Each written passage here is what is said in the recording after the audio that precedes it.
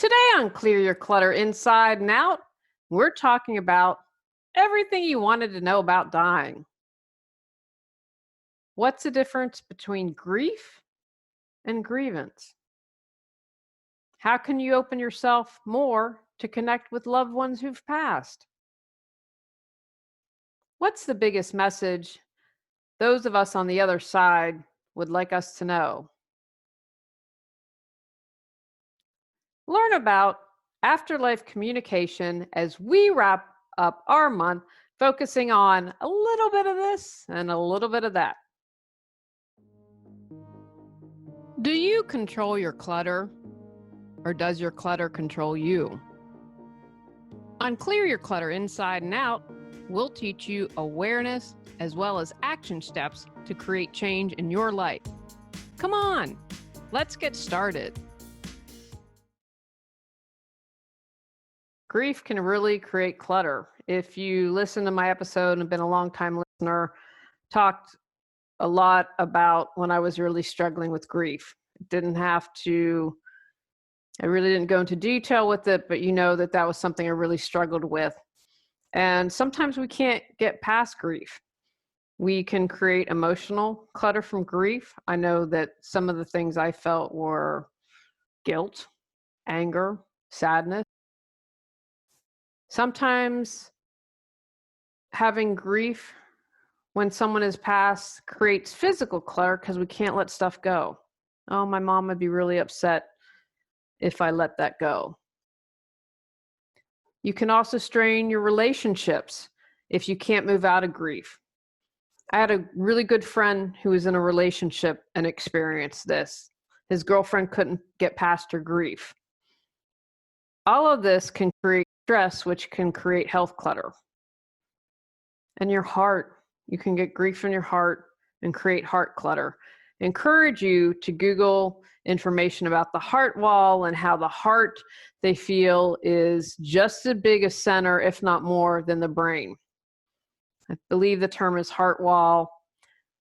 I just read an interesting article about how a husband died of a broken heart, right? So if we have grief and we're not sure if someone's safe when they've passed, I completely understand that.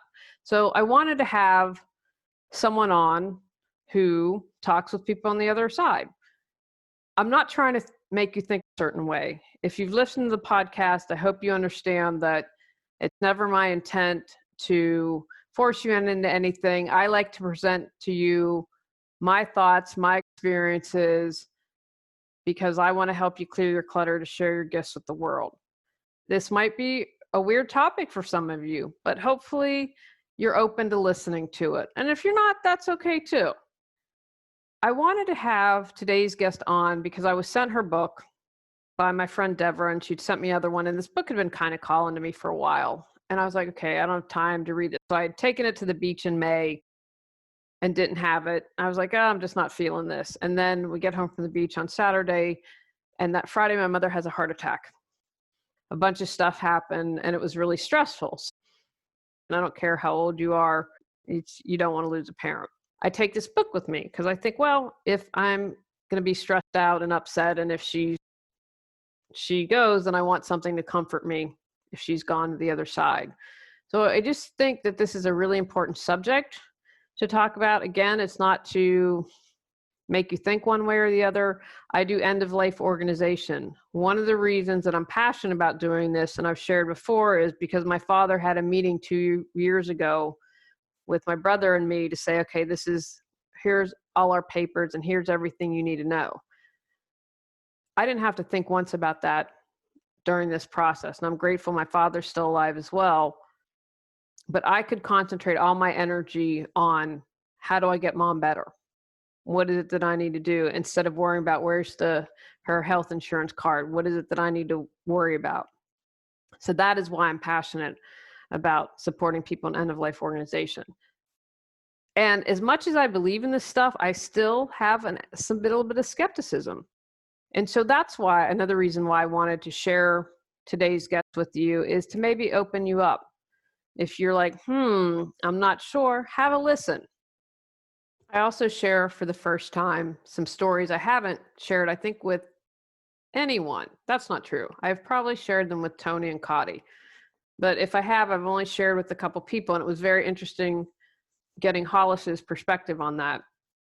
Because when they happen, and I was grieving with the loss of my grandmother, when 9/11 happened and some interesting things happened, this was what helped give me faith. And so I encourage you, if you've lost someone or you're wondering, does life go on? Take a listen today. During the last 25 years, Hollister Rand's dedication to the healing work of mediumship has included events and workshops in the United States and abroad. Hollister's work on television includes Tori and Dean, Home Sweet Hollywood, and America Now. Her radio appearances include Sirius XM's The Seance with John Edward, Coast FM's Angels in Waiting, K-Big FM's Radio Medium, and Coast to Coast with George Norrie. Hollister's first book, I'm Not Dead, I'm Different, Kids in Spirit Teach Us About Living a Better Life on Earth, published by HarperCollins, is available in several languages. Hollister lives in Los Angeles with her impossibly small chihuahuas, Bodhi and Amara Meta. Welcome, Hollister. Well, thank you so much for having me here today. I loved your book. I'm excited to introduce you to my audience. I very rarely interview people now, and I'm very particular. Love the energy of your book. And then Deborah sent me something with your picture, and I was like, just completely love you. You have great energy. So I'd like you to... Thank you for getting that from a picture. I work with students and we do psychometry, where we work with the energy of people as it imprints on photos. So thank you for that. Well, you know what? I have to tell you a funny story. So Deborah had said, I think you'd be interested in this book. And she also put your book in. So I was like, oh, I'm really digging that book, but now is not the time. And so your book kept calling to me. And I was like, finally, I read it. And it was, my mother had a heart attack and a stroke. And when I was on the plane to see her, I thought, if this is her time, now is the time to read this book. Because I thought, if this is it, I need comfort. And I started the book. I'm like, I wasn't finished. And I said, Deborah, I want to get her on the show. I don't do what you do, but I work with end of life, getting organized. And I think what you do is so important. So can you explain what exactly is a psychic medium? Well, I define that in the book at length, but I'll give you the short version. So a psychic reads the energy around people, places, and things here on the earth plane. A medium connects with spirits and communicates with them through their energy, receiving information from them through energy. So a psychic medium is someone who can connect with both the energy of the earth plane and people on it, as well as spirits. And in that, create a totality of a message. Fantastic, because everything's energy, whether you believe that from a physics perspective or spiritual. And I would just, if I were to someone, I'd be like, she connects to the energy, and that's what you do. I was Yes, and it just depends on where the information is coming from. It's like we're computers and there are two different servers. I had something really curious happen, and I think when we're close to people, and if I tear up and talk about my grandmother, I apologize, because first of all, I had a big aha moment I can't wait to share when I read your book that was really important to me.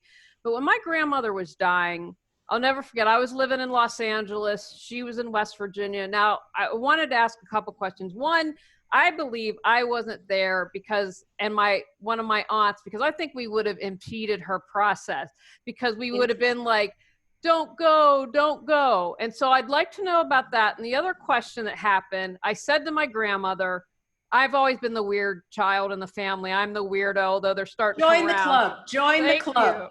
Thank you. So I said, grandmother, just let me know that you're okay, that you've made it to the other side. I don't know if I've ever told this story. So I'm sitting there waiting for my brother to come because he was in LA and we were having someone drive us to the airport. We were taking a red eye that night. So all of a sudden, this is what I feel as I'm pounding on my chest. I'm like, oh my God, she's leaving the earth. And I'm not you. I don't have your ability. But because we were so close, and then I was like, she's gone. And literally 5 minutes later, the family called and said she passed. And they said, we tried to call you for 5 minutes, but all the electronics were down. We couldn't get a working phone. So I was like, okay, that's her way of telling me she arrived safely. So I'd love to know your thoughts about if we impede the process and if I'm nuts with my experience I shared.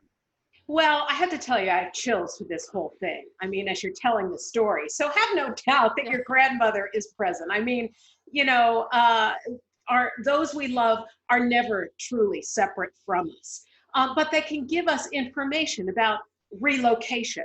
You know, it's kind of like if we're going on a trip, the people we love say, would you just let us know when you've arrived? And so we get a call.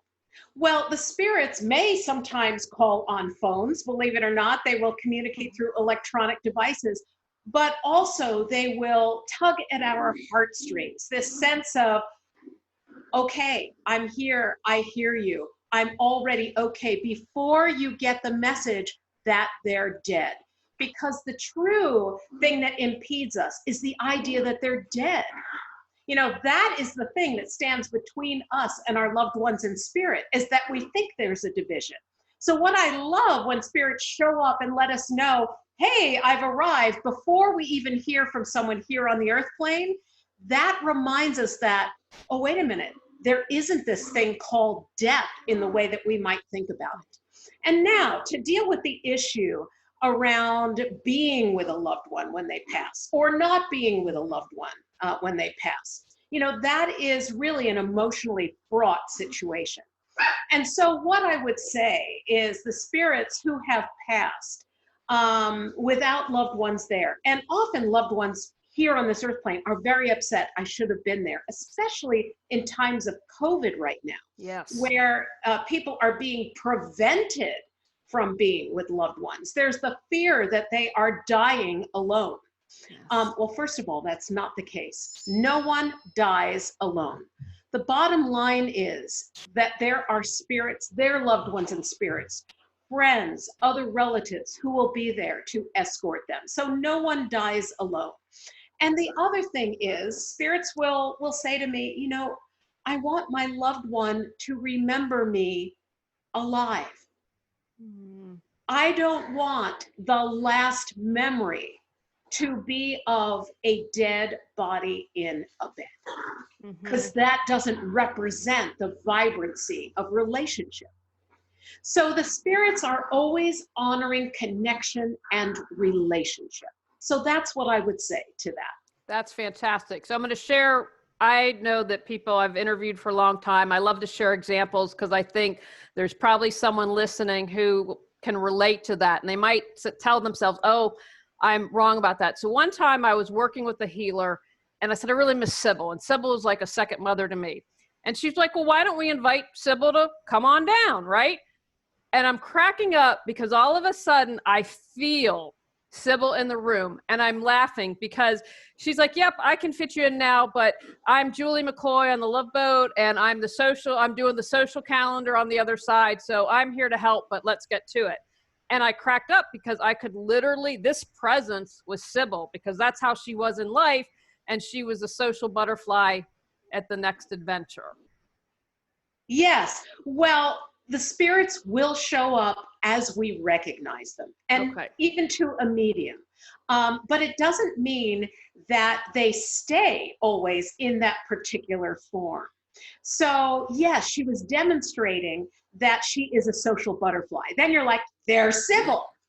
Right. But the truth of the matter is that spirits can be in more than one place at a time.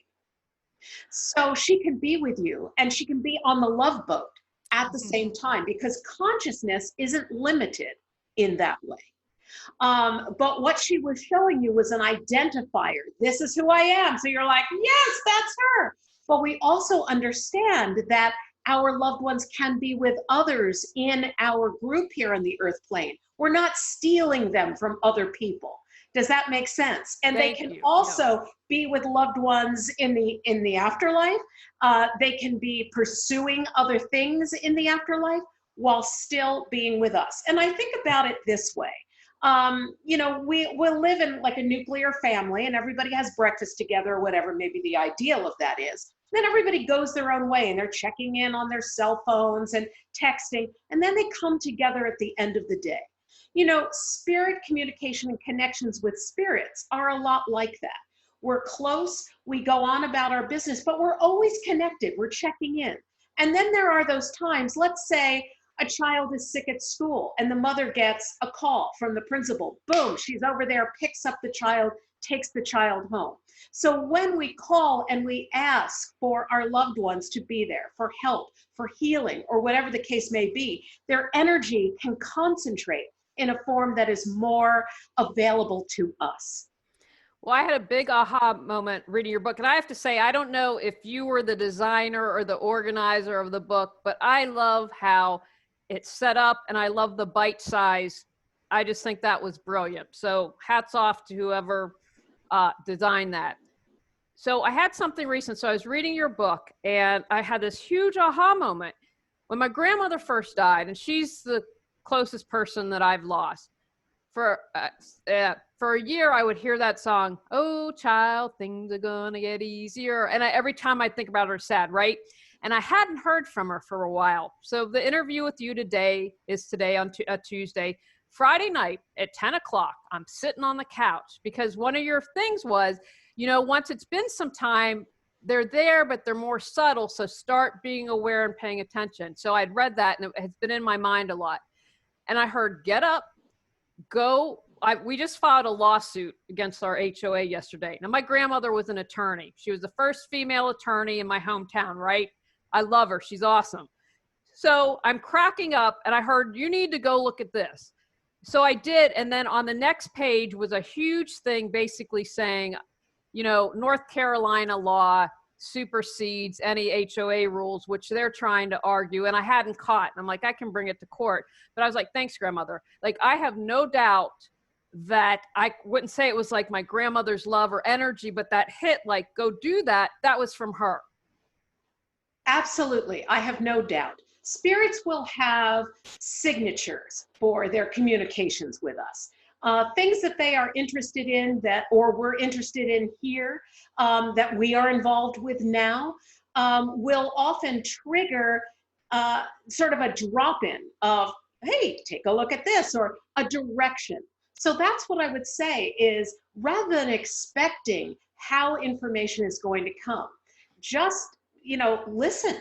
Make space in your life to just listen. And that paying attention, not, oh, yeah, no, I'm not going to do that now. It's like, oh, wait a minute, that just hit me. Let me just go take a look. If we all did that all the time, we would find ourselves more in line with spirit and our own purpose. That's fantastic. Do you have any tips to open up space to listen, or is it just about being aware and honoring? Well, I have classes online and I also teach classes, and I'm going to do some more stuff online as well as the year progresses. And in the book, I have things laid out a little bit more broadly than I can perhaps give people here. But what I would say is making space in your life is important. People ask me, do the spirits ever get annoyed? Do they get angry at us? And no, I would say they do not. They have eternity. So therefore, patience isn't necessarily virtue. It's just the nature of eternity. But the idea that we do not listen, that we're asking, and do not pause for an answer, that is something that the spirits comment on. So what I would say is, what pause looks like are a couple of different things. Pause looks like removing distraction. And you would think that in a lockdown, we would have fewer distractions because we're not running around. But that's not necessarily true. What happens is people start binging things, and binging cooking, and binging eating, and binging watching. So we build distraction into our lives. So the first thing the spirit suggests is let go of some of the distraction, and then practice deep listening. Allow yourself to be in silence. Imagine that. It's harder than you think at first. And then developing some level of mindfulness or meditation, which keeps you in the present moment, because that is where the spirits meet us. Fantastic. Those are great, great suggestions. So as we're talking and coronavirus is going on and however direction that's going to take, is there something going on when we have, and 9/11 would be the example that I would use. And when we have a tragedy like that, and there are many people that die, have you found an agreement or something going on? And I think this is the last, I've only had this happen once. On 9/11, I was living in Los Angeles, and I'm in shock, I know, right? And I'm at lunch with someone else, and if there wasn't someone else to witness it, but I literally had a bowl move across the table. We were at a Japanese restaurant, and I don't know who it was, what it was. It was spirit. And I was like, wow, okay. And to me, it felt like the veil was thin. I don't know how else to describe it, but I just felt there was something trying to a message or reach. And so your thoughts on that, or your thoughts on something like coronavirus, is there any good we can come out of it? And I'll let you, whatever you want to say. Are you always comparing yourself? How are you not honoring yourself? Do you spend time gossiping? Would you like to share your gifts with the world? Get control of your clutter so your clutter doesn't control you. Reclaim time, money, sanity, and resources. Spiritual Got Clutter 365 journal prompt supports you in clearing your spiritual clutter. Free gift with purchase to support you even more in your journey to declutter your life. You talk about 9/11. I would go back even to the AIDS crisis, because at that time I was living in Los Angeles. I had a lot of people in the entertainment industry that I was close to, and it got to be so you didn't want to pick up the phone. And I ended up working with people who were dying with HIV. So that was kind of my hard entree into the idea of viruses and an impact and where is the good. I come from a place of where is the good, because that's where the spirits that I work with at the frequency of divine love, that is their perspective. Where is the good? Where is this bringing us together? And so there are a number of things that I can say about coronavirus. For the first time in my living memory, the entire world is thinking about loss, is experiencing grief in a way that we haven't in recent memory. And this is what I'm saying, recent memory, because of course there was the pandemic of 1918. Right. And interestingly enough, I found out that I have a great uncle on my father's side named Emil, who died during that pandemic after being married for 2 years. So we all have relatives who have been through these pandemics and these issues and these shifts and changes before, and they are here present with us. So I have had those I knew who passed with HIV. We didn't even know what to call it at that time. They're showing up in my life. I'm like, look at that. Before coronavirus hit in any significant way, before we really knew about it, it was in our consciousness. I was sitting and doing a meditation about scientists working with people here on the earth, and Jonas Salk showed up, and I thought, why is he here? Well, imagine that. But what I am discovering is at this moment in time, there is rapt focus around life, death, personal value, connection. We are trying to understand how we can be isolated and connected at the same time, which has been the question we've all asked when we've lost someone we love. How can we move grief into a place of joy? How can we do that? And coronavirus now gives us an opportunity to do that together, along with not only the people who have passed recently due to coronavirus, but those who have passed in the pandemic, the AIDS crisis, the Holocaust. So I just want you to know that all of those who have passed at difficult, challenging times, those who died of starvation during the Depression, they are all here helping us now. Wow, that's pretty amazing. What would you say to someone, because you brought that up, that we're this grief? What would you say to someone who's grieving? I mean, I think grief is obviously a process, but maybe someone who's really in the thick of it, what words would you say to them? Well, I would hope that I would be inspired by spirit as I was speaking, so that they aren't my words, Okay. because it's really important as people to listen and be informed and inspired as we speak to one another, so that we don't speak from our own pain or limitation. So if I were speaking with someone in grief, and this has happened as I've been speaking with their spirits, the first thing we would identify is not grief, but grievance. Grievance is the thing that says, this should not have happened this way. He died too soon. This is my fault. It was that drunk driver's fault. So grievance is how angry we are about the passing. How could he have killed himself? All he had to do was talk to me. I would have loaned him the money. I would have taken him to rehab. You know, all the things that we tell ourselves about what is wrong about someone's passing is the grievance part of it.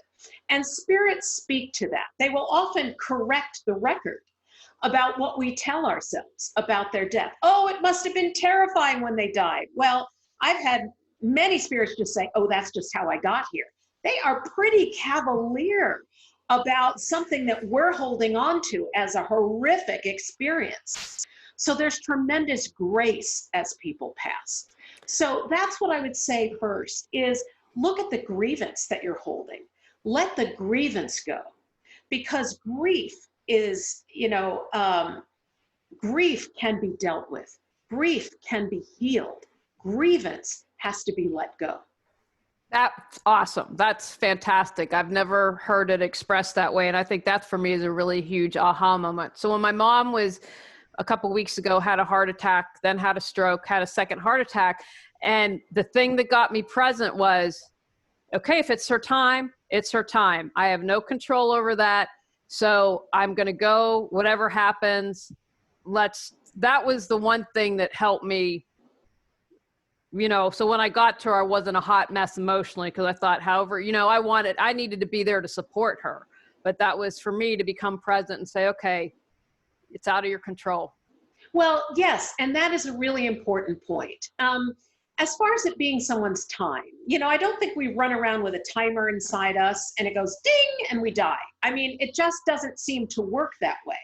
But the idea of it not being in our control and having it to do much more with the person who is passing, their process, their life path, that's a whole nother thing. And being able to be present with that. You see, that's love. That's not need. And so when we bring love and presence to dying, it can be an amazing experience. When we bring need and discomfort and demand and ownership of someone else's process, that can be painful. That's a great way to put it. Now, I believe if you prepare for death, you can live life fully. I think, we're here in America. I think our culture is less accepting or more resistant to death. So what are your thoughts? So for instance, I'm very spiritual. I believe I'm trying to figure it out. I've been reading about multiple timelines. It kind of makes my head ache, reincarnation, all that. As much as I believe in that, and much I believe in you're the real deal, but I still have a fear of death. So what would you say, because I'm betting I'm not alone, for people watching or listening, what would you say to people who are afraid of death? Well, that's actually why I wrote the book. I was on a cruise with a group of metaphysical people, and I was leading workshops with other practitioners at this cruise for people who are metaphysically minded.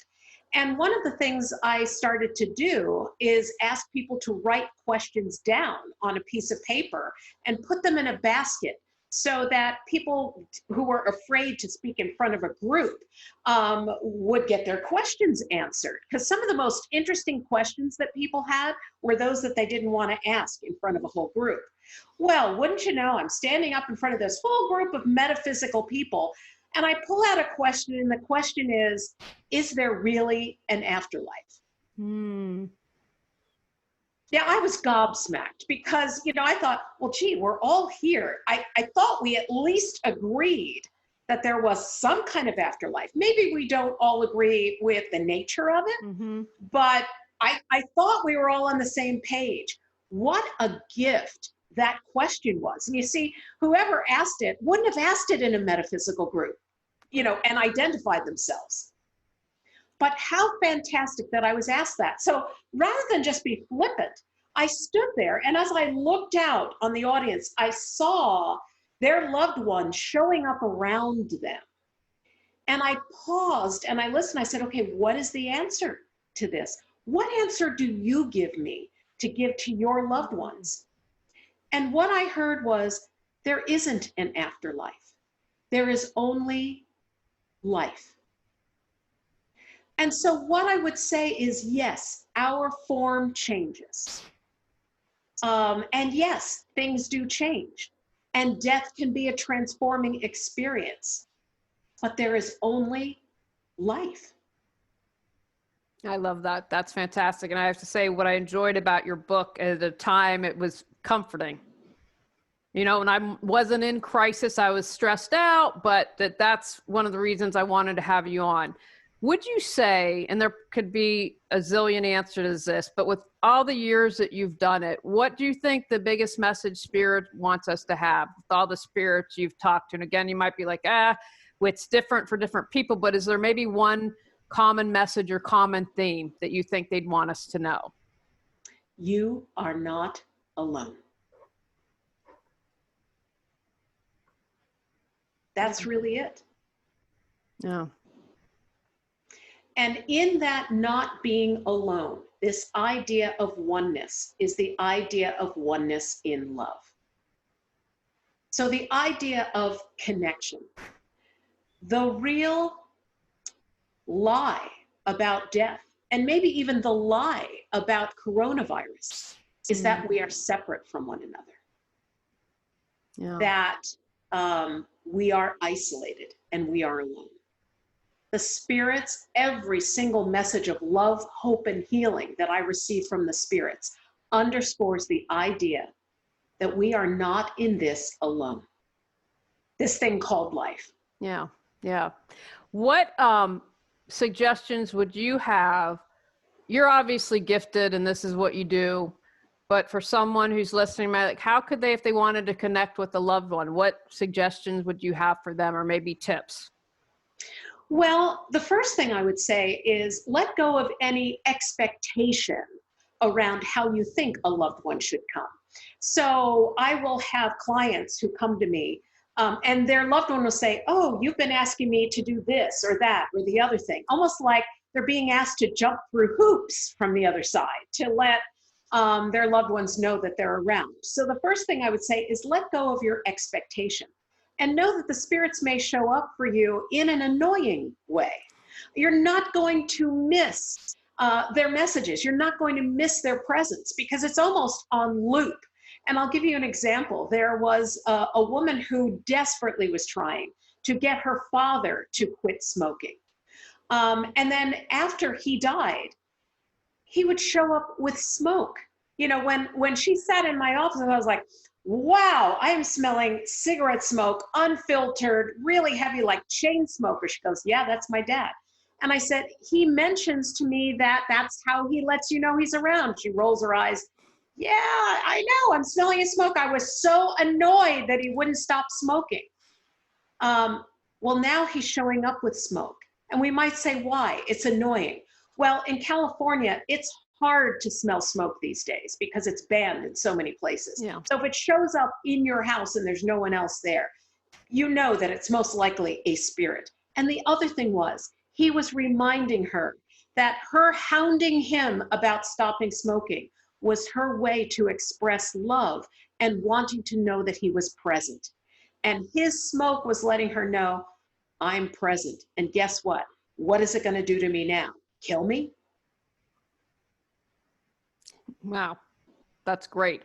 Are there other ways? I've read sometimes that people think birds or maybe animals or spirit Yes, that people might. in the book, I go through a lot of ways that people will, that loved ones will say hello. Electrical anomalies.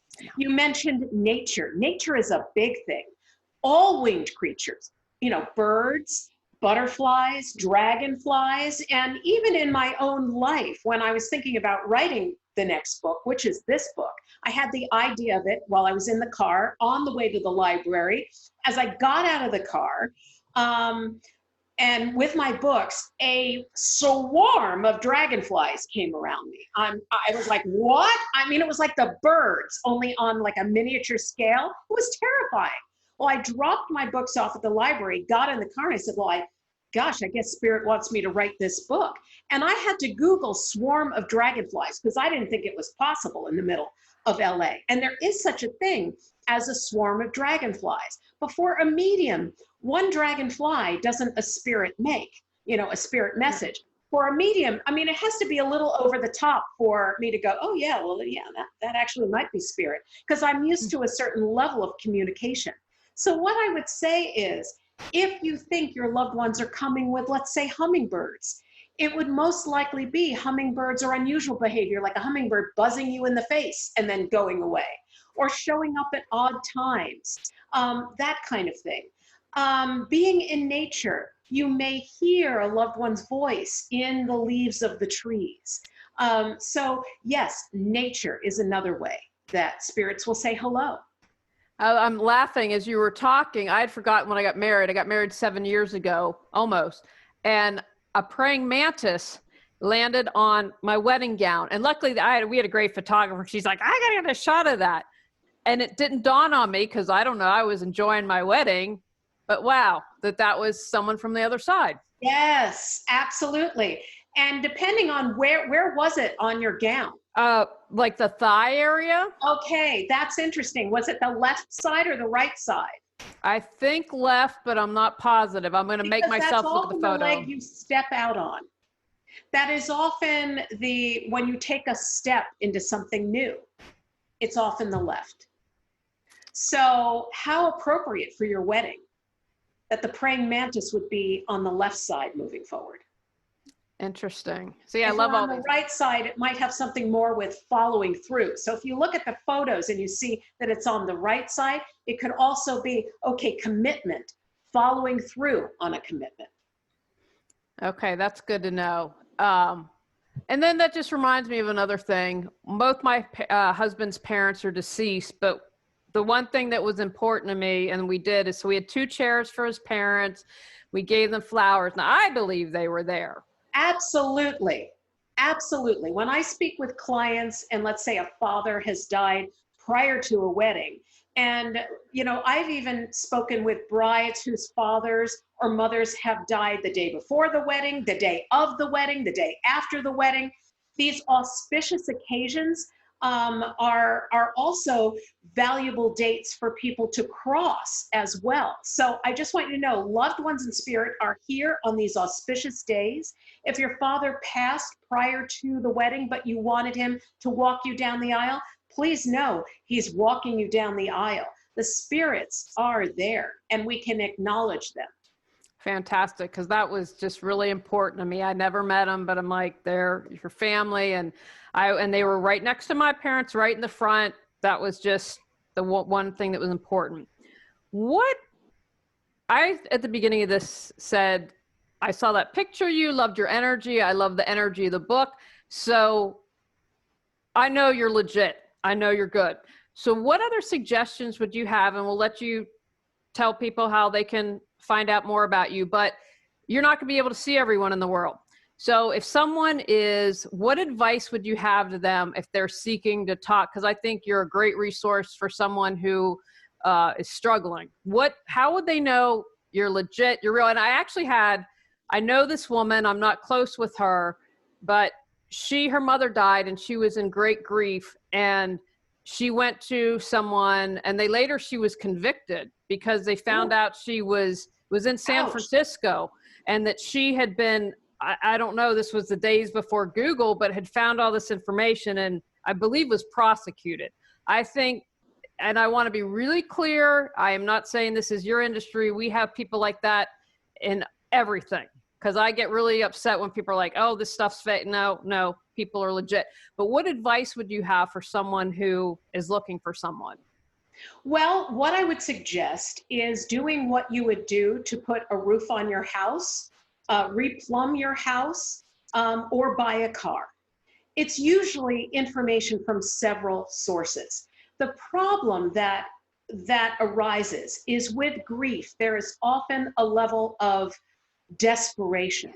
And there are people who could take advantage of someone's desperation and overwhelming need.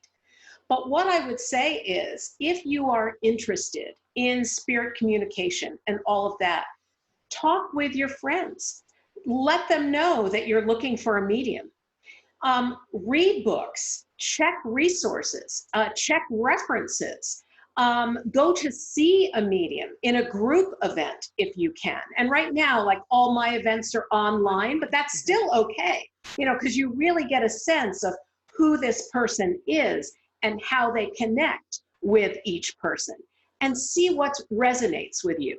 But yes, you can check people out. And I would, assume that that's what people would do. Excellent.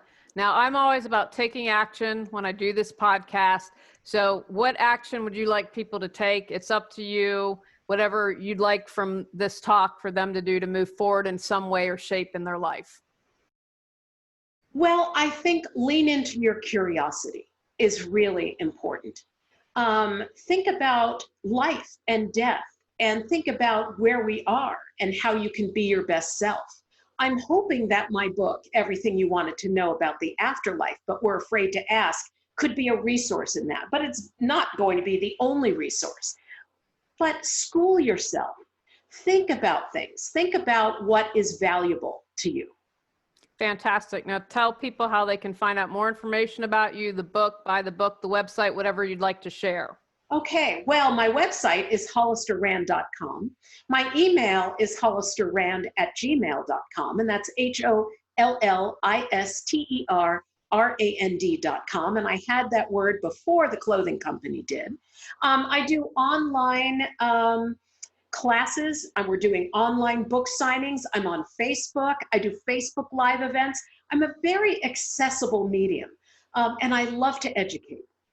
Fantastic. And we'll put notes on YouTube and the show podcast notes so people will be able to connect with you. Thank you so much for coming on. Thank you so much for having me here today. Next month, we're talking about living life fully. Go out, clear your clutter to create the life you choose, deserve, and desire. When you clear your clutter, you can share your gifts with the world. Sign up for our free newsletter at reawakenyourbrilliance.com. If you've enjoyed Clear Your Clutter Inside and Out, please rate, review, and share us.